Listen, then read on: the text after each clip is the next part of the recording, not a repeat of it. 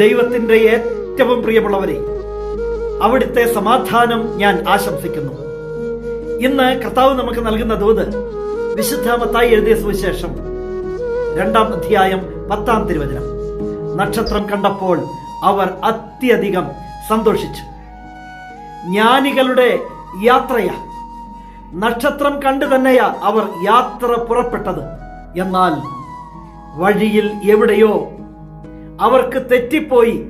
ആ വ്യാകുലത്തെ മറികടന്ന് അവർ വീണ്ടും യാത്ര പുറപ്പെടുകയാണ്, ഇറങ്ങിത്തിരിക്കുകയാ. അപ്പോൾ വീണ്ടും അവർക്ക് നക്ഷത്രം പ്രത്യക്ഷപ്പെട്ടു. ആ നക്ഷത്രം കണ്ടപ്പോൾ അവർ അത്യധികം സന്തോഷിച്ചു. ക്രിസ്മസിലേക്ക് എത്തുമ്പോൾ നമ്മുടെ ജീവിതത്തിനും ഈ യാത്ര വലിയൊരു മാതൃകയായി നിൽക്കട്ടെ. ഒരു നാൾ അനുഗ്രഹത്തിന്റെ നക്ഷത്രം അവിടുന്ന് തെളിച്ചു തന്നതാ. പാതി വഴിയിൽ എവിടെയോ വഴി മാറിപ്പോയി, അനുഗ്രഹങ്ങളൊക്കെ നഷ്ടപ്പെട്ടു പോയി, എല്ലാം തകർന്നു പോയി എന്ന് വിചാരിച്ചിരിക്കരുത്. വീണ്ടും ഇറങ്ങിത്തിരിക്കണം, വീണ്ടും പുറപ്പെടണം, വീണ്ടും യാത്ര തിരിക്കണം.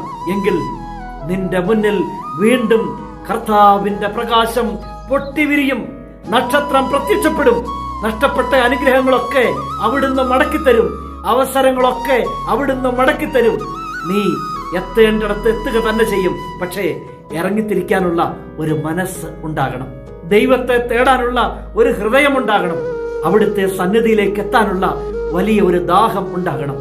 അത് കാണുന്ന ദൈവം വീണ്ടും നിന്റെ തലയ്ക്ക് മുകളിൽ നക്ഷത്രങ്ങൾ തെളിയാനുള്ള ഒരവസരം നൽകും. കരുണാമയനായ ദൈവം നമ്മെ എല്ലാവരെയും സമൃദ്ധിയായി അനുഗ്രഹിക്കട്ടെ.